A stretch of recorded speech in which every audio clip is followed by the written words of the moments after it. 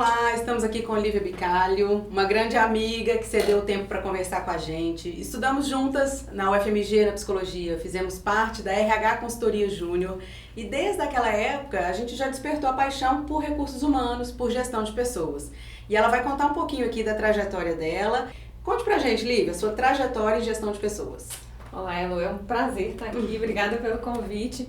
E realmente, a gente já tem aí essa trajetória de mais de 20 anos juntas, né? Bom, e você falou certo, eu acho que o RH Júnior foi importantíssimo pra gente, pra despertar o que eu queria fazer com aquilo que eu estava aprendendo na faculdade, com a psicologia, enfim. E entender de comportamento humano o quanto que isso é importante pra gente hoje, né? Então, acho que essa base muito sólida foi muito importante. A partir daí, eu tive uma trajetória dentro de RH e aí mesclando tanto empresas grandes, brasileiras e familiares com empresas internacionais também. Hoje eu estou na Wabtec, que é uma empresa de transportes, né? A gente tem fabricação de locomotivas, a gente tem soluções digitais para o mundo de logística. Em especial a minha área de atuação, né? O time que eu suporto hoje é o time de transformação digital para a indústria, né, para a indústria de transportes. Então, é a parte do negócio que desenvolve software, que desenvolve automação. Eu estou baseada em Atlanta hoje com o time lá. O time é global, a gente fala que está baseado em Atlanta, mas a gente lida com gente no mundo inteiro. Bacana. E conte pra gente o que você tem visto de mais moderno, de tendências, quais são os pontos principais que você enxerga hoje nesse papel tão tech e ao mesmo tempo tão necessário para um mundo de pessoas? Eu acho que o que a gente está percebendo é uma invasão dentro das corporações também de tudo aquilo que a gente está vendo na indústria do consumo, né? Então, quando a gente fala de um Uber, a gente fala de um LinkedIn, como isso está conectando as pessoas. Hoje, dentro das organizações, as pessoas esperam isso da gente também, que a gente tenha essa conectividade, que a gente tenha essa rapidez, que a informação flua da mesma forma, como hoje é fácil pegar um smartphone e acessar qualquer coisa. Os processos organizacionais, eles não estão evoluindo na mesma perspectiva ou na mesma velocidade, a gente precisa se adaptar. Eu acho que o RH não é diferente de nenhum outro processo. Tudo que a gente faz impacta no branding que a gente tem junto com a organização, interno e externo, né? O nosso produto, o orgulho de fazer parte daquela organização, daquilo que a gente coloca para o cliente, mas como a gente faz isso internamente no nosso dia a dia, nos processos que a gente oferece, nas oportunidades que a gente oferece. Então essa junção dessa tecnologia, ela vem impactando na expectativa que as pessoas têm dentro das organizações. E a gente precisa aprender a responder isso e adaptar para responder dessa forma, usando a tecnologia como um facilitador. E alguma ferramenta ou alguma tecnologia que você veja como destaque? Eu acho que tudo aquilo que consegue fazer com que a gente integre informações e facilite o acesso à informação, ela é importante, né? Então, todos esses softwares que a gente vê de gestão, onde o próprio empregado acessa todas as informações que lhe dizem respeito, né?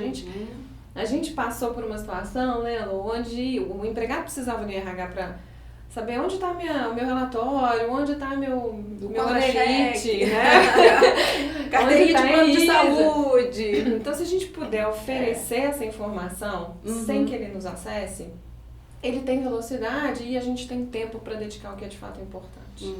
Né? Então, eu acho que essas tecnologias de self-service mesmo, que passa não só por acessar a sua informação, mas pelo seu autodesenvolvimento também. Né? Então, assim, eu quero me desenvolver numa capacidade ou numa skill, determinada skill, eu vou buscar no meu gestor, muitas vezes o empregado vem com aquilo pronto pra gente. Olha, achei esse curso, tá nessa plataforma.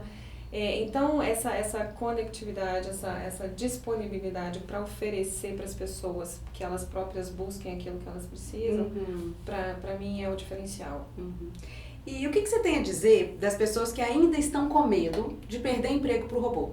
Por exemplo, se tem uma analista de treinamento que o papel principal, até um tempo atrás, era oferecer LNT, treinar as pessoas, passar lista de presença, conferir indicadores, provavelmente grande parte dessas funções vão ser feitas de uma outra forma. E o que essa pessoa passa a fazer? Então, acho que a gente precisa discutir um pouquinho qual é o papel do RH, né? E você falou muito certo. Eu acho que hoje a tecnologia ela vem para substituir aquilo que é repetitivo, né? Aquilo que eu não preciso de crítica e de pensamento para atuar. Certo. Então, aplicar um questionário, manda uma pesquisa aí, nós temos várias, né, online. Manda uma pesquisa, é na hora, é online, as pessoas não precisam preencher nada, ou preenchem quando querem. O que o RH precisa entender, como qualquer outra profissão, é qual é o seu propósito dentro daquela organização, onde é que você contribui, né? E não é fazendo uma pesquisa de eficiência do treinamento, ou se aquilo foi importante ou não. É de fato estar conectado com o negócio para você entender como você faz, o que você faz e o impacto no resultado do negócio, né? Eu acho que enquanto a gente podia se esconder atrás de atividades operacionais, então eu vou analisar currículo, né? Eu vou ficar aqui horas lendo currículo, coisa que hoje sistemas fazem pra gente. Ou eu vou ficar aqui pesquisando matching de capacidade com projetos que estão acontecendo. Hoje eu tenho software que faz isso, né? Eu vou entender do negócio, né? Eu vou entender o meu resultado tá bom, não tá, meu negócio está gerando resultado ou não, e como que as ações de RH e como que a nossa atuação contribui para mais resultado, né? Então a gente tem que, eu estava falando, né, deixar de se esconder em atividades operacionais para entender de negócio. E é onde a gente tem um pouquinho de preguiça, né? Pensa a gente que formou em psicologia, quantas vezes você ouviu: eu formei em psicologia porque eu não gostava de número, né? Eu não queria mais fazer matemática. Isso não existe mais. Esquece isso. Eu preciso entender de números, preciso entender de análise, né? A gente vive falando de People Analytics. People Analytics nada mais é do que metodologia científica aplicada à estatística, né? Ou você usar a estatística para entender os números que você precisa e a partir daí você tomar a decisão. Então, assim, é mais trabalhoso no sentido que você precisa exercitar um pouquinho mais o seu raciocínio, você precisa fazer conexão com o negócio. Então, não dá para você falar que é um profissional de RH sem entender de negócio, sem entender de marketing, sem entender de finanças, sem entender de processo, sem entender de Lean. Então, você precisa fazer essas conexões, né?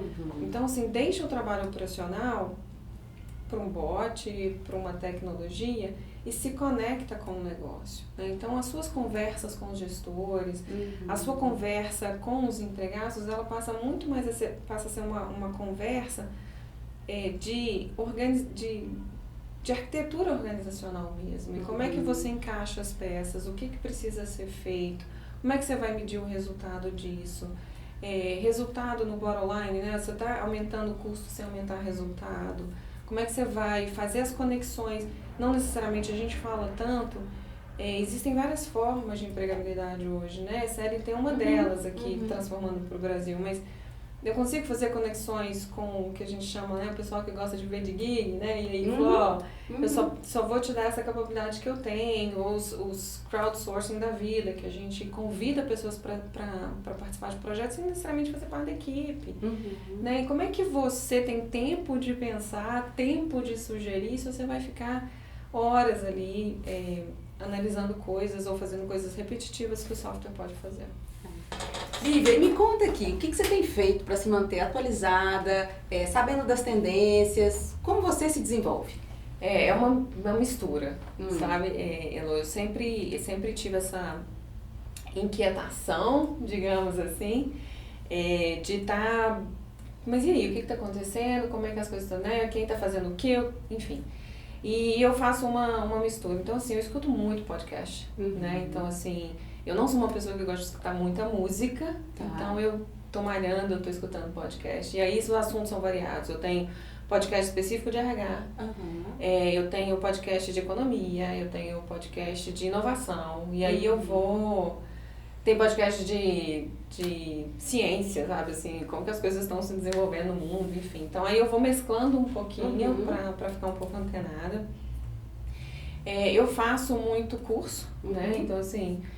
1000 pós-graduações já fiz, terminei meu mestrado recente, aí eu vou fazendo, e hoje eu estou fazendo uma pós-graduação online também, que é de Business Analytics, então assim, de novo, né, aquela história de que a gente precisa abrir a cabeça, não é só para RH, mas para a gente entender do negócio. Dentro desse curso, por exemplo, a gente teve um módulo de mais pesado de estatística, porque a gente está falando de analytics, né? Que a gente precisa entender onde a gente precisou aprender a fazer programação, code. Programação? Assim. Programação, né? Quando a gente vai... como é que eu analiso tal coisa? E para você entender o raciocínio de o que você precisa extrair daquela informação ou daquele número, você precisa aprender a como criar aquele número. Obviamente que eu não vou, né, virar uma programadora. Já, né, muitas vezes eu só copiava e colava as fórmulas, mas enfim... Mas você precisou entender o raciocínio. É o raciocínio por trás, né? Então cada módulo tem 8 semanas, então foram 8 semanas dedicadas a isso, né? Então é interessante. E aí vai. Então eu gosto muito também de conversar com as pessoas, né? Então eu sou meio cara de pau. Vou no encontro, gostei do que fulano tal. Vou lá e falo assim, vamos tomar um café? Me conta um pouco mais do que você está fazendo. Eu faço muito isso. Então são essas formas de eu me atualizar do que está acontecendo. Ai, que bom. E agora, contando um pouco também, né, eu acho que as pessoas podem estar curiosas, né? Lívia é aqui de BH e formou aqui, começou a trabalhar e hoje mora nos Estados Unidos, em Atlanta, e trabalha lá. Isso mesmo. Me conta, né, conte pra gente como é essa transição de culturas, né? Uma brasileira nos Estados Unidos, como que tem isso impactado as suas relações de trabalho, como é que é isso? Essa era uma dúvida, assim, porque eu fui transferida, né, para os Estados Unidos já trabalhando numa empresa americana. Então você pega já um pouco da cultura americana, mas você sabe que é uma cultura daquela organização, né? Como é que eu ia fazer recrutamento e seleção fora? Como é que eu ia conversar com um candidato que está lá fora, né? Porque por mais que hoje eu esteja numa posição sênior, a gente ainda, quando são posições-chave, você quer conversar com aquela pessoa, né? Então a gente, por exemplo, agora está com uma vaga de head de produto. Então, peraí, eu preciso entender essa pessoa, preciso conversar com ela. Como é que as pessoas interagem aqui no brasileiro, né, gente? A gente adora, conversa, abraça e conta da vida, né? E não é exatamente dessa forma também nos Estados Unidos. O que eu acho que tem de comum é gente, né? Tem as suas necessidades, precisa ser ouvido, precisa ser reforçado em algumas coisas. Precisa de feedback, gestor precisa de feedback, né? Então a gente não pode se esconder desse momento, que eu acho que é um dos mais críticos que a gente tem como RH, esse carimbo de que se alguém vai me dar feedback é o RH, então usa mesmo, porque a gente mesmo vai fazer esse cheque de sanidade aí com as pessoas. Então acho que isso é válido. Mas também você precisa entender o limite do outro, né? Então você precisa estar muito atento. E como eu falei antes, a minha posição, ela está baseada nos Estados Unidos, mas ela é global. Então eu lido com gente na África o tempo todo, na Índia o tempo todo, na Austrália, enfim. E a gente vai aprendendo, como a gente escuta muito, né? Você precisa ter humildade de escutar, né? Humildade nunca vai fazer mal. Não. E falar mesmo, falar, olha, eu estou aprendendo, eu preciso que você me diga como é que funciona, o que faz sentido para você, o que é ok, o que não é ok, o que expressão que eu posso usar, que pra gente às vezes é normal, pra eles não é normal. Então, você vai aprendendo e você se coloca nessa posição de aprendizado, né? É uma posição que eu me coloco o tempo todo. Então, quando eu estou ouvindo coisas, conversando com pessoas, sempre tem alguém que sabe alguma coisa que eu não sei. Então, assim, meu olho e meus ouvidos estão todos abertos. Eu preciso aprender porque tem alguma coisa ali que eu ainda não sei. Então, essa postura de aprendizado, ela é constante. E aí, as pessoas percebem que você está genuinamente interessado em aprender. Então, isso quebra um pouco de barreira, né? Sim. Então, acho que isso é essencial. Me conta, tudo que você está trazendo parece que se encaixa muito bem em uma empresa internacional, uma empresa grande, que já trabalha com tecnologia. Como que você aplica tudo isso em uma empresa pequena? Elô, eu acho assim, o pensamento, né, o raciocínio, ele é o mesmo, né? A empresa grande, ela pode sim ter mais recurso, ela também tem uma abrangência maior, onde você precisa saber ainda mais onde usar esse recurso, né? Quando você é pequeno, você consegue falhar pequeno, né? E a gente precisa ter essa mentalidade, mas o importante foi um pouco do que a gente conversou. Qual é o seu propósito com aquilo que você está oferecendo, né? Então, assim, primeiro é saber o que você quer fazer. Qual o resultado que você quer atingir, né? Então, vamos conectar as coisas aí. As pessoas precisam entender do negócio para saber como que aquela ação impacta no resultado daquele negócio. Obviamente você precisa fazer uma análise de custo, né? Então, assim, quanto você está gastando, quanto você vai receber de volta, né? Quais são as alternativas que você tem? Você nunca tem uma alternativa só. Você sempre tem uma... O pessoal aí de metodologia vai falar que você tem sempre 7 jeitos de fazer a mesma coisa ou de atingir o mesmo resultado. Né? Então, você precisa se provocar. Fazendo você mesmo? Comprando alguém que já tá pronto? Desenvolvendo com um parceiro? Então, assim, quais são, quanto que aquilo tudo vai te custar e como é que você vai apresentar isso, né?